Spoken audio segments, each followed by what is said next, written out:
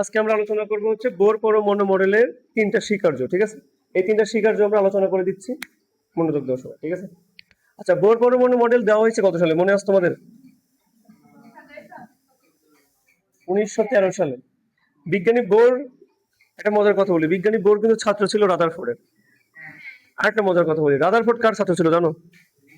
থমসনের। Sir যে Thomson আছে না, ওর ছাত্র ছিল। থমসন স্যারের ছাত্র ছিল রাদারফোর্ড, রাদারফোর্ডের ছাত্র ছিল কি বোর। তো বোর পরমাণু মডেল মূলত দেওয়া হয়েছে কেন? রাদারফোর্ড পরমাণু মডেলের সমস্যাগুলো দূর করার জন্য, আমরা সবাই জানি তাই না? তো এই বোর পরমাণু মডেলকে আমরা এই মডেলের স্বীকার্যকে আমরা তিন ভাগে ভাগ করতে পারি। কয় ভাগে ভাগ করতে পারি? তিন ভাগে।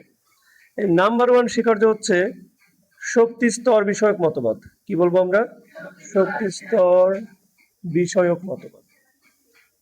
বিষয়ক মতবাদ। আচ্ছা, শক্তি স্তর বিষয়ক মতবাদ, ঠিক আছে? আচ্ছা, শক্তি স্তর বিষয়ক মতবাদ আমি কি বলি একটু মন দিয়ে শোনো, ঠিক আছে? মন দিয়ে শোনো আমি কি বলি। শক্তি স্তর বিষয়ক মতবাদে কি বলা হচ্ছে? রাদারফোর্ড কি বলছিল মনে আছে? রাদারফোর্ড বলছিল, আচ্ছা কি বলে নাই, রাদারফোর্ড কিন্তু তার পরমাণু মডেলে ইলেকট্রন গুলা কেমন কক্ষপথে ঘুরবে এসব কিছু বলছে, তার আকার আকৃতি নিয়ে কিছু বলছে, এগুলো নিয়ে কিন্তু কিছু বলে নাই, এগুলো কিছু বলে নাই কিন্তু। তো বোর কি বললো? বোর তার শক্তি স্তর বিষয়ক মতবাদের দুইটা জিনিস এনশিওর করছে। কয়টা জিনিস এনশিওর করছে? দুইটা। তোমার মনে করে দেখো, রাদারফোর্ডের মডেলে একটা বিশেষ প্রবলেম ধরেছিল বিজ্ঞানী ম্যাক্সওয়েল। তিনি বলেছিলেন কোন আধানযুক্ত কণা যদি কোনো বৃত্তাকার কক্ষপথে ঘুরতে থাকে, সে শক্তি বিকিরণ করে করে মানে হারিয়ে ঘুরতে ঘুরতে একসময় কই চলে আসবে? নিউক্লিয়াসে চলে আসবে। তাহলে তখন কি আর পরমাণু মডেলের কোনো অস্তিত্ব থাকবে? থাকবে? থাকবে না। তো এইরকম দুইটা প্রবলেম সলভ করছে বিজ্ঞানী বোর এই মতবাদে। তিনি এই মতবাদের দুইটা ইম্পর্টেন্ট প্রবলেম সলভ করছে। একটা হলো শক্তি স্তর বিষয়ক মতবাদ দিয়ে তিনি শক্তি স্তর নিয়ে কিছু কথা বলছেন যেটা রাদারফোর্ড বলে নাই, বুঝতে পারছো? আর রাদারফোর্ড পরমাণু মডেলের বিশেষ সমস্যা ধরছিল কে? বিজ্ঞানী ম্যাক্সওয়েল। যে প্রবলেম সলভ করে দিছে কি? বোর। কোন মতবাদে?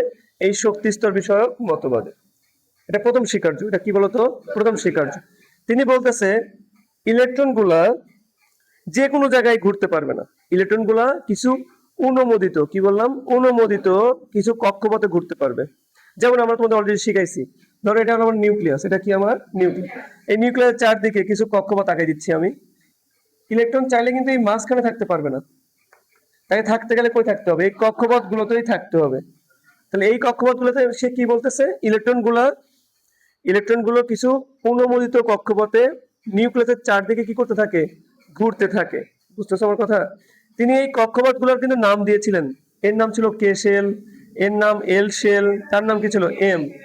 তারপরটা কি বলছিলাম মনে আছে? এগুলো তো আমরা আগের দিন শিখলাম তাই না?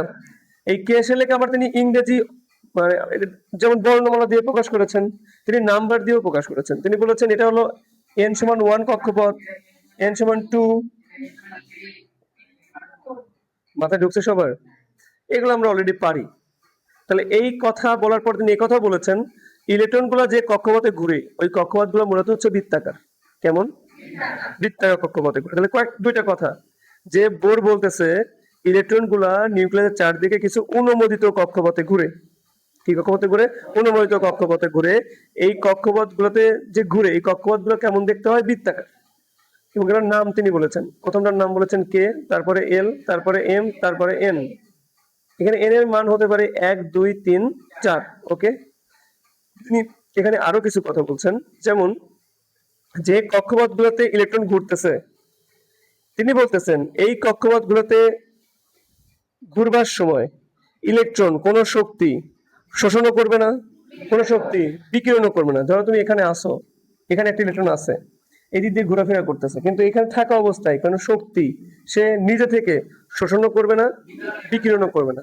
আচ্ছা, একটা কথা বলো তো, তুমি যদি কোনো শক্তি বিকিরণ না করো তাহলে কি তুমি এখান থেকে ঘুরতে ঘুরতে শক্তি হারাবা বা শক্তি বাড়বে তোমার? তাহলে তুমি তো সামনেও যাবে না, পিছনেও আসবে না, মানে উপরের কক্ষপথেও যাবে না, নিচের কক্ষপথেও আসবে না। তাহলে কি আর ম্যাক্সওয়েলের কথায় কোনো ভয় আছে আমাদের? ম্যাক্সওয়েল বলছিল যদি শক্তি বিকিরণ করে তাহলে করতে করতে একসময় কই চলে আসবে? এই নিউক্লিয়াসে চলে আসবে। সবাই কি বুঝতে পারছো? মাথায় ঢুকছে?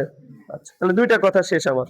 শক্তি স্তর বিষয়ক মতবাদে মূলত বলা হয়েছে ইলেকট্রন গুলা নিউক্লিয়াসের চারদিকে কিছু অনুমোদিত বৃত্তাকার কক্ষপথে ঘূর্ণায়মান থাকে, যেগুলোর নাম হচ্ছে KLMN, এন এর মান 1 2 3 4 হইতে পারে। বুঝতে পারছো সবাই? বুঝছো? এবং এই কক্ষপথগুলোর কিন্তু নামও তিনি বলে দিয়েছিলেন। এই কক্ষপথগুলোর নাম কিন্তু আমি তোমাদের বলছি এর আগেও। কি কি বলছিলাম? স্টেশনারি কক্ষপথ, মনে আছে? স্টেশনারি শেল মানে কি? স্থির কক্ষপথ। কি বলা হচ্ছে? আমি বলেছিলাম এগুলোর নাম হচ্ছে অরবিট, মনে আছে? এগুলোর নাম ছিল প্রধান শক্তি স্তর। মনে করে দেখো, কি বলেছিলাম? প্রধান শক্তি স্তর বা অরবিটের বাংলা কি? কক্ষপথ। ঠিক আছে? আমি যদি একটা কোশ্চেন করি, পারবা কিনা জানি না। এই যে স্টেশনারি কক্ষপথ বা শেল, এর বাংলা হচ্ছে স্থির কক্ষপথ। আমি যদি তোমাদের সবাইকে জিজ্ঞেস করি যে এর নাম স্থির কক্ষপথ বলা হলো, তাই না? তাহলে এখানে কি স্থির থাকে যে নাম হলো স্থির কক্ষপথ? আচ্ছা, আমি বোঝাই বলি। স্থির কক্ষপথে আসলে ইলেকট্রন কিন্তু স্থির থাকে না, ইলেকট্রন তো ঘুরতেছে, সে কি স্থির আছে? আর কক্ষপথ আর কিভাবে স্থির থাকে? কক্ষপথ তো আসলে দুনিয়ায় নাই, এটা কল্পনা করছে বিজ্ঞানীরা। আসলে প্রকৃতপক্ষে স্থির থাকে শক্তি। আমি তো আগেই বললাম, সেই স্থির কক্ষপথে থাকার সময় কোনো শক্তি শোষণও করবে না, কোনো শক্তি বিকিরণও করবে না, মানে সে বাড়বেও না, কমবেও না। তাহলে শক্তিটা কি থাকবে? তাহলে মনে থাকবে যে বোর কেন ওই কক্ষপথগুলোকে স্থির কক্ষপথ নাম দিয়েছিল। নাম দেওয়ার একটাই কারণ, সেখানে শক্তি কি থাকে? স্থির থাকে। মনে থাকবে? আচ্ছা, অনেক ভালো একটা কোশ্চেন, খ নম্বরে কিন্তু আসতে পারে যে স্থির কক্ষপথের নাম স্থির কক্ষপথ কেন হলো, ব্যাখ্যা করো। তুমি বলবা ওই কক্ষপথে থাকার সময় ইলেকট্রন কোনো শক্তি শোষণও করে না, বিকিরণও করে না, যার কারণে এই কক্ষপথে শক্তির মান স্থির থাকে। দ্যাটস ওয়াই আমরা বলতেছি এটাকে স্থির কক্ষপথ বা স্টেশনারি কক্ষপথ। সবাই বুঝছো? তাহলে এর হলো বোর পরমাণু মডেলের প্রথম স্বীকার্য, যেটা আমাদের সাহায্য করেছে দুইটা জিনিস শেখাতে, একটা শক্তি স্তর বিষয়ক মতবাদে, আর ম্যাক্সওয়েলের যে প্রবলেমটা ছিল সেটা সলভ করতে। সবাই ক্লিয়ার? আচ্ছা, আরেকটা কথা অ্যাড করি।